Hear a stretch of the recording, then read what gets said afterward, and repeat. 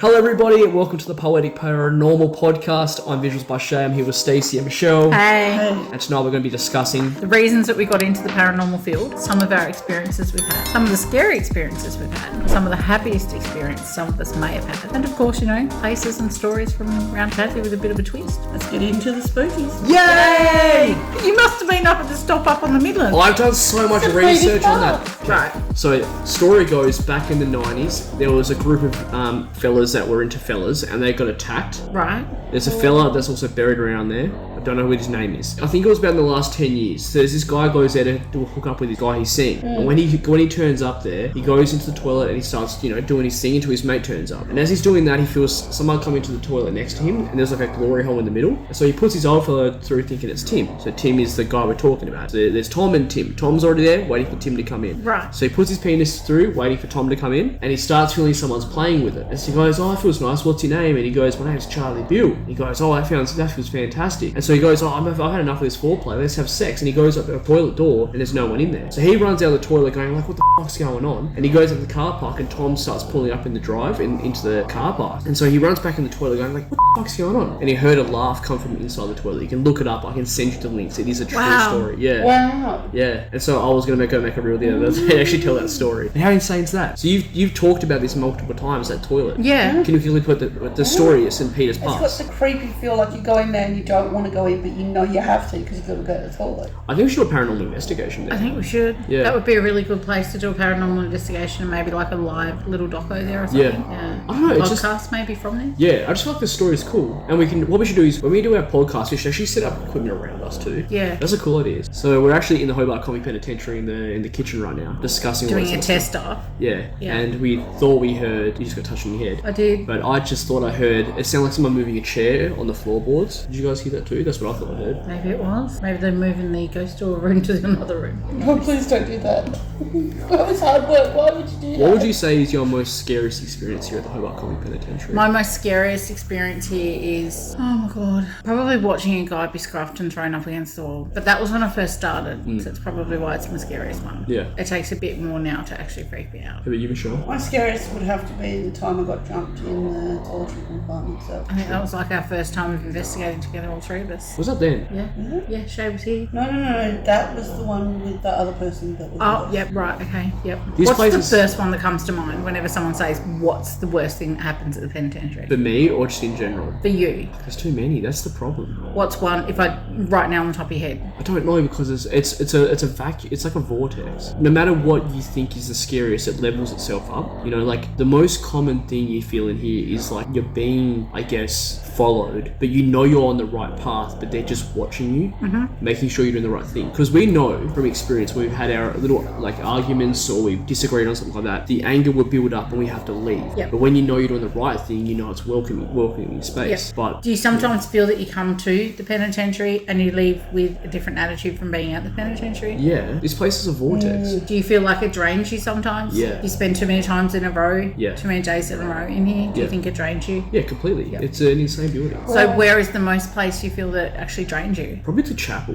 The chapel is probably the most scariest place I feel, and then the bathroom. How about you, Michelle? We'll go back to the bathroom. No, I'd just say the solitary confinement cells would be the most scariest place. I find that weird because I find that the most safest place. Right. Weird though. See, for me, the front rooms are the worst. Really? Yeah. See, I've been standing in that cell that I'm normally standing in when I do the spiel for the solitary confinement cells. Yeah. And one night I was standing there and I had to hurry up the info because I had something behind me ready to jump me. Real. So you know how you get that feeling? You're like, Yeah, that's what I was saying before. They follow you. And get my ass moving here. Yeah. Or I'm going to get jumped. It's going to look absolutely batshit crazy. To explain jump. And if you're liking this sort of content, consider maybe liking and subscribing. If you want to leave a comment down below, feel free. We're all a big happy family here. Alright, back to the podcast. So it's when a spirit jumps in you, kind of takes you over for a little bit. So not possession. Not quite possession. It's a short stay, like a Yeah. walk through. Like if you've just walked straight through a heap of cobwebs, but for them it's just like come in your body and quickly get out. But they don't have the energy to stay, nor do they have the energy to go do anything. I don't think I've ever experienced that. And that's weird because I with my mediumship I experience a lot. But I've never had had like a complete Might be a check. wall that you've got up. How it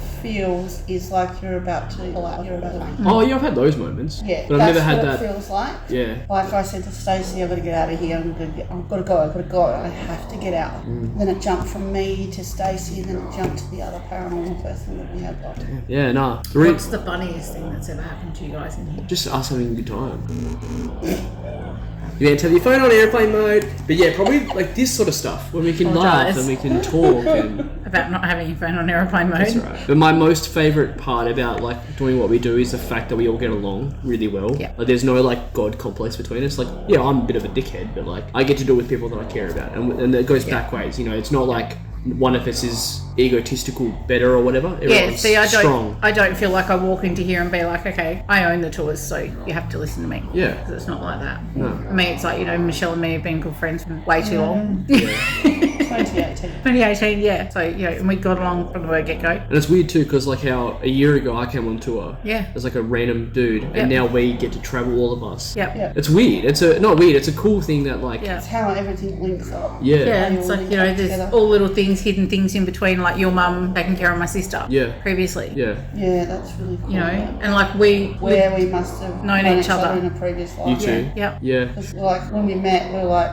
Yeah. Yeah. But we can't figure it out where. And we just missed each other in previous spots that we'd all lived. Like I was there first, then she come along. Yeah, I was there first, she come along. So I lived next door to a house that we lived in Burnie, yeah. in Upper Burnie there, and she lived next door on the house on the corner, and we were the house next door to that. Damn. Yeah. And this is what I Still think is didn't really see each other. This is what I think is really cool though, is the fact that like most people would think of like the whole paranormal as weird and whatever, but like we've formed a great bond. Even a young fella hanging out with older women especially. You know how like there's a stigma, there's a stigma. No, I get you. No, It's there's a like stigma. you know, Yeah. older women hanging out with this younger fellow. Yeah. Yeah. It's a like stigma. How we had that lady that time. Yeah. Yeah. It was like And that's what I'm trying to say. It's like the bond that we have, it's not even a bond of like the whole gender shit. It's like, or age. It's like we all are after the same thing. Yep. Yeah. And I think that's really It's amazing. all the paranormal search. It's Yeah. a journey. Yeah. It really is. And it grounds you, and it also and once you're grounded with each other, then you're able to like somewhat project that love by actually understanding each other and wanting to build like a you start at ground level and you're like, I like these people, and then you build, and then you start building this beautiful house, essentially this great relationship, and it's cool, and I'm grateful that we get to do this. You know, it's cool, and it's cool you get to bring people involved too. Yeah. Like bringing in other groups. Yeah. Yeah. That's been a Yeah. good thing. So like insane. Mick and Dean. Yeah. Last Yeah, weekend. that was really That was cool. amazing. Yeah. And now they're operating the ghost tours at one of the spots that, you know, we know are definitely haunted. Yeah. Clarendon House Especially the is. cottage. Yeah, The that's cottage. another thing. There's another one. Starting on Clarendon House, because I'm going to ask, what's the freakiest thing that's ever happened at Clarendon You getting House? oppressed. Really? That honestly scared me. See, for me, I can't say this because I don't remember it. Oh my god. When you started walking up the steps, I know you were about to say something, Michelle, I'm sorry about interrupting you. you're right. When you started walking up those steps, that was probably the most scariest thing for me. It's because it brought back that remember when Paranormal Activity came out and like that woman walked up to the steps real quick? She doesn't watch horror films, Oh my but I God. know what you're talking Yeah, about. like the whole slow walking up wooden stairs for me, I don't know why. And when you did that after you got oppressed in that basement, whenever I go back there or whenever I'm trying to like remember, like, because they're making a new episode right now, obviously. Yeah. And whenever we think of Clarendon House, I remember you walking up the stairs like totally under repression. Like it was like full like slow stepping, and it was like it scared me. And I remember like I thought like you were attacking me. We were in that basement. Like remember when Stacey Full changed? I thought you were going to attack me, and I felt scared. See, I'd seen that before, you see, so I knew exactly what to do. Look, it's probably my own fault because I'm the sort of person, as you know, for a long time I've been like, you know, you guys want to give it your best shot, let's go. Yeah. I have no boundaries. I'm like, you know, you want to jump me. Give it a go. See how far you get. See what's the worst that can happen. That was my first ever time witnessing that though. And when you were first starting off and you saw that for your own advice, when you saw someone you cared about that you've been building, I guess, a home base with, Yep. to then hopefully Yep. build a business with. Yep. When you first see that, it fucking scares the shit out of you. Oh yeah. Because it's not like horror films. You don't just see someone get lifted up in the air and you crawl around and you start talking demonically. It's you see that person that cares about you completely transform into this thing. It scared me. But I'm grateful that you snapped out of it because it taught me a lot about your character and how nurturing and loving you are. From that experience when I saw you, I guess, transform into like a bloke essentially. Like you weren't a woman, you were a blokey spirit, and that's how I saw Really? it. Yeah, you weren't a You woman. weren't a woman, you're No. a man. Oh, wow. Yeah, and like that's the thing is when I now I know who you are, it shows how great your character is, because like when you have these moments where you kind of go into an attachment or like whatever it is, like when you're not that, you are a great person, and like that's what reflects. See, I think she was the devil. Oh yeah, the master. Oh, that scared the The shit out master, of me. because Todd was literally stuck to the ground, like he couldn't move. You could tell that he couldn't move. So I know that just before like watching that tiny clip thing that I seen, I know that just before Todd was annoying me, and I think that, like his annoyance was because he was just standing there. That's what was annoying me, and I got to that part, and then I don't remember afterwards. We'll bring Todd in next podcast, by the way, so we can get involved. Oh yeah, it'd be good to get Todd's opinion on it all. Scariest thing for you at Clarendon House, Yeah, Michelle? yeah, Would be the little boy that I saw in the basement. yeah. That was that same night. He wasn't a little boy though. No, this was another investigation that we did. Okay. And I saw this little boy with a little cat. I had this feeling that he was portraying himself as a little boy, but it wasn't a little boy. Do you think there's a demon there? In your opinion of the experience that you've I had? don't think it's a demon. I think it's probably like a really disturbed evil presence. I don't think it's demonic. I think that it's just someone who wants to mess around with you and make you think that that's it. Yeah. Yeah. Because in the daytime, it's beautiful there. Like I had to go out into the hallway, and I kind of like didn't want to, but I knew being the investigator and the lead guy, kind of like one your of the lead job. guys, I have to go out there. Yeah, because I don't have a choice. Yeah. I've got to go out there. Do you remember when we were in the basement? I was freaking out. When we were in that, not the kitchen, the other room. With the round table. Yeah, I was like, my spirit guide's like, dude, get the fuck out. out of here. Yeah. Like it And was. so I'm like, no, you're not going anywhere. Yeah, because if you run, you're fucked. I said, you need Well, to. yeah, you it's need a to sign of push through weakness this. if you run. Yeah. Yeah. Well, it's kind of like a bully. If a bully's like having a crack at you, yeah, you got to walk away because you don't know if he's got a knife or whatever. But like, it's the same thing with spiritual stuff. You got to stand up. And regardless if that person's got a knife, even just telling them to do like fuck off. Same thing with spirituality. I'm feeling a weird anxiety right now. How are you guys feeling? I'm okay. I was going to tell you about Clarendon House experience. Yes, tell us yours. My first experience at Clarendon House, this is way before I met you guys, long time ago now. We were sitting around the Clarendon House doing some chit-chatting with another medium I work close with. And while we were there, it got to on dark time because we had another thing in Launceston on dark, so we stayed there. Anyway, and I watched an Aboriginal man walk across the front lawn, straight into the big round bush thing. Damn. Yeah. And I wrote it down straight away as soon as I seen it. It's in my diary. It's like, Wait, so you saw him walk he where? just walked, as you come out the actual back door, the actual doors they now it's front door to Clarendon House. Yeah. If you was to look directly over into there's like a big grass bit there. Yeah. And I'm always drawn to the grass bit, and I watched him walk, and I don't know where he come from, but he just walked in, and the big round bit in the middle of the driveway there, Yeah. he just disappeared in there. Oh, is this your scariest moment, or is this That's your... my scariest moment. So what did you feel? What were you feeling in that moment? Petrified, really scared. What about that moment the window turned on by itself at Clarendon House? When we were there last Yeah. time, up in the top of the house. Yeah, that was probably the one thing that scared me the most. Like I remember when You don't think that the last experience with the windows and the lights in the cottage just turning on and off on command? Yeah, that's what I'm saying. When I think when I first See, that time, didn't frighten me at all. dude, I remember when I first saw that, I nearly vomited. That's how scared I was. Like honestly, I'm not trying to make this a joke. Such like, a bitch. no, but like straight up, like my body reacted like that. Yeah. It wasn't me going like, oh, I'm scared. My body was like, But the weirdest part was though, remember I told them people that were on tour, Yeah. let's hope the lights don't turn on while you're going. Like if they do, tell them to turn them on off. Like that's I was what joking and Yeah. mucking around. But then when I was yelling out, turn them off, turn them on, turn them on, turn them on, next thing you know, they come on, I was like, no, that's it.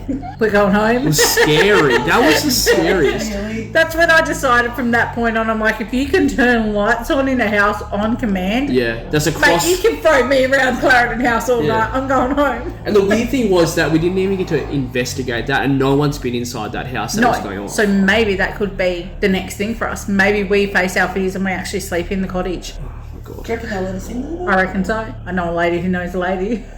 I'm scared to sleep in a place, to be honest though. Like I've done the whole week by myself. I've lived my whole life as a medium, but like I'm being real with you. I don't know like what it is that scares me. I know I need to face it, but like how? Maybe you need to get yourself some kids and you'll enjoy the peace alone. I don't know either. Best experience. Honestly, I think that you need to face it.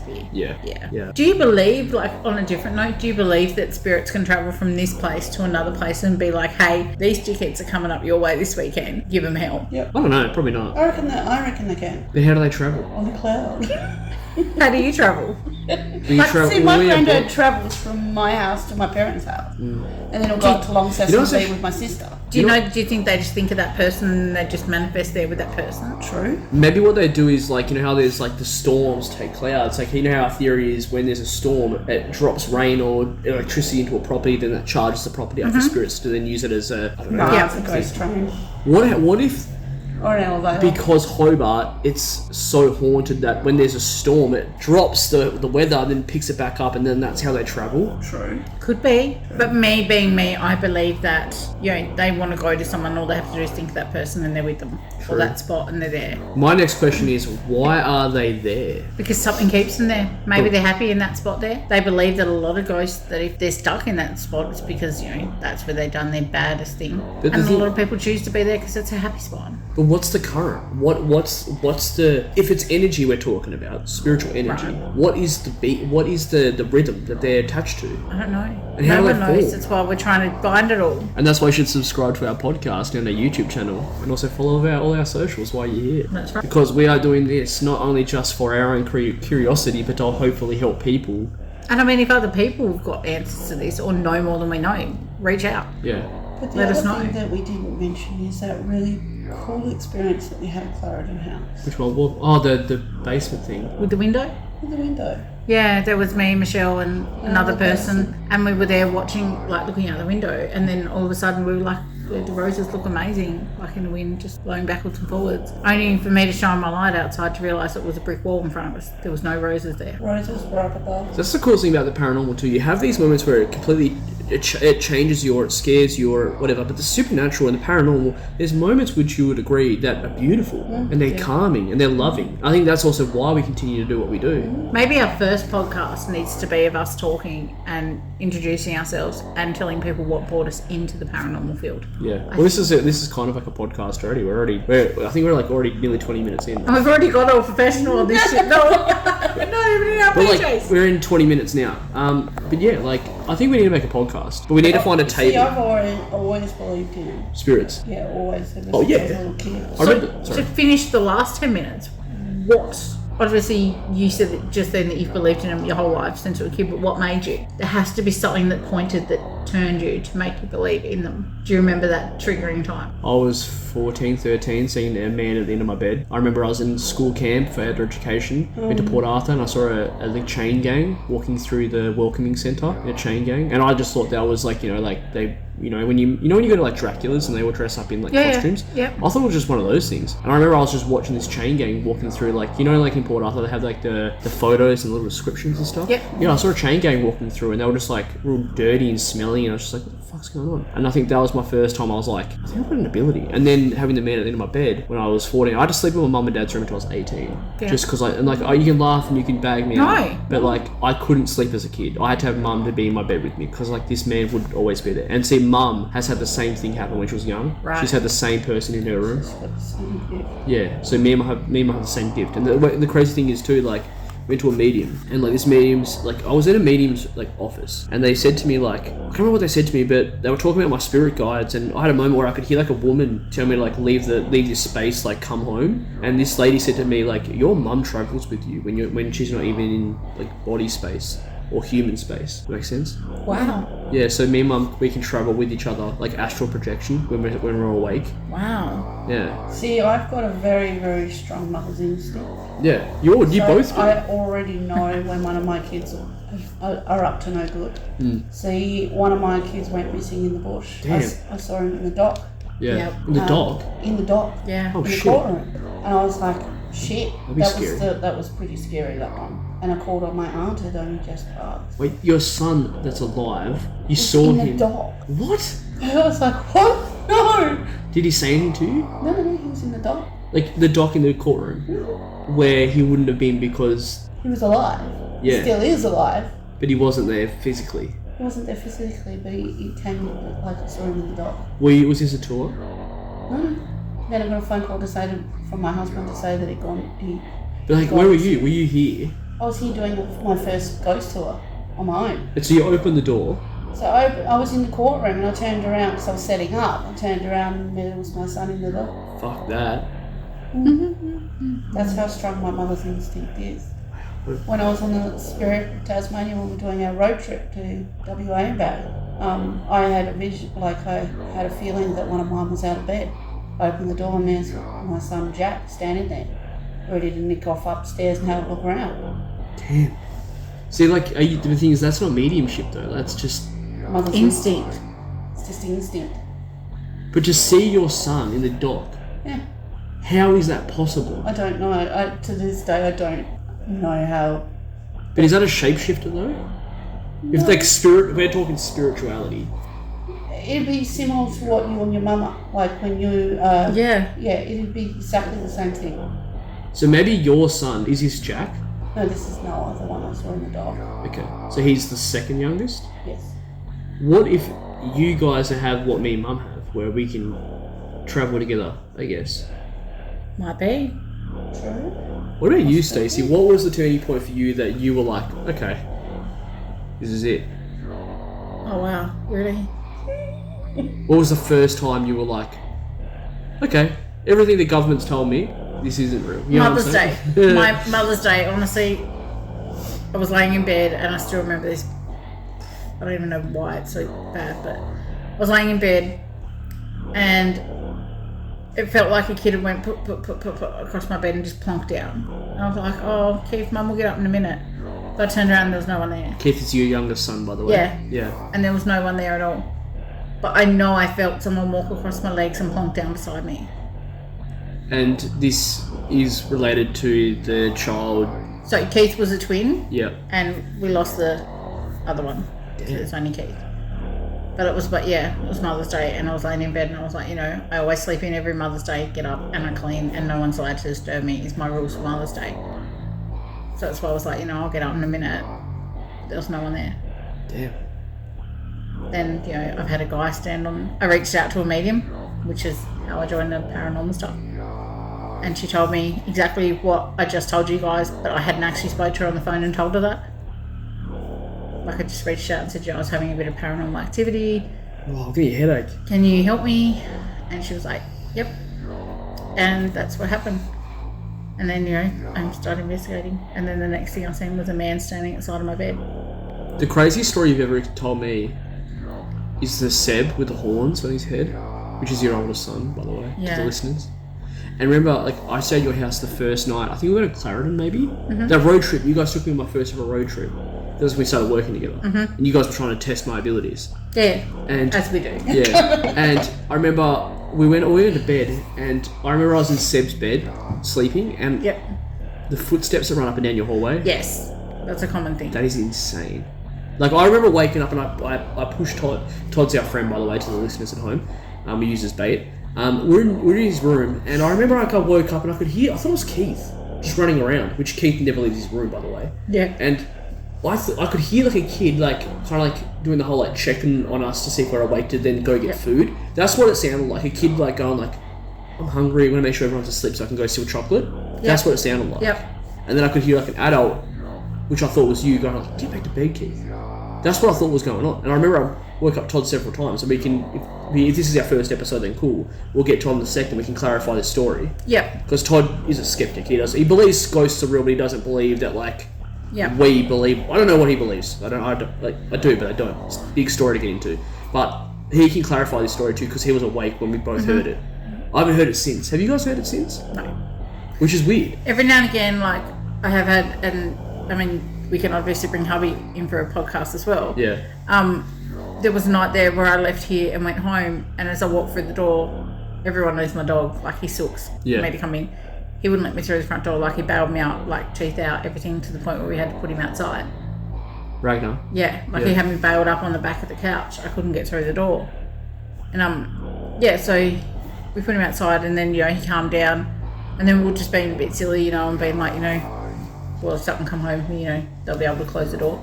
Later on, we were in bed that night, and the lounge room door slammed shut, even though it's got the brick on it. Door stoppers there. Which has a convict brick. Yeah. Yeah. So, there's some things that happen, and hubby has said that one night, and I think you've heard this too, that he's had things around the end of the bed, playing with him, being at one side, and then he'll turn around and then they're on the other side. They're on the other side, and he's thought it was me being stupid, but I'm away for the whole entire night. Yeah. Yeah. And he said it feels like, it's me they're doing it, but We have done an investigation at your house, remember that? We have done an investigation at my house. That was freaking insane. We have. Do you think that it has something to do with the land, or you just think it's because of what we do? When I moved into the house, they redone the kitchen. And they found these really freaky old pictures in there.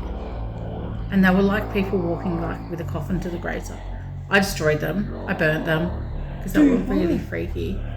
They were kind of scary. Like, I didn't know who they belonged to. I asked the people that I know used to live in the house. Mm-hmm. They didn't belong to them. I showed them to them. Because they only lived not far away from me. So I asked them, don't belong to them. They reckon they would have been there when the house was first built. Like the first lot of people in there. They're really old, like guy with like black hats and... Your basement's insane too. So do you think maybe it was owned by a cult person? I don't know. But they do say that the land that my house is on an old gravesite thing. I'll have to go and look at the maps, I reckon. But I don't I know. want to research. Let's see how far we got of this podcast. I reckon we And got if over 30 minutes. And if you want to keep going, we can. There's no stress. So we're at 30 minutes. Yeah. Do you hear that dragging noise? It sounds like a dog scratching on something. Anyway, this is 30 minutes of us having a chat. If you want to make this our first episode, we can. And then maybe our second episode we can go into further detail of like our experiences or like what we've got from here. People can get to know us a bit more better. Yeah. So I guess thank you for listening and thank you guys for sitting down and having a chat. Thank you No, always. for doing your stuff. And thank you. So Always being you. we got a new episode coming out on Sunday, and I'll most likely will post this Sunday if you guys want to make this our first episode. Let's make it the first one. And then we will I guess make another episode next week or something. Get a chat going. So you're going to put up the link for all the... I'll put up everything. Socials? Yeah, everything could be linked up. Make sure you go check out these ladies' socials while you're there. And if you haven't watched our recent episode, the link will be in below, and you can watch us do our paranormal stuff. Yep. Thank you again, ladies. Thank you, Shay. And subscribe everybody. We love you. I probably won't put that in there, but yeah. Much love, everyone. Much love.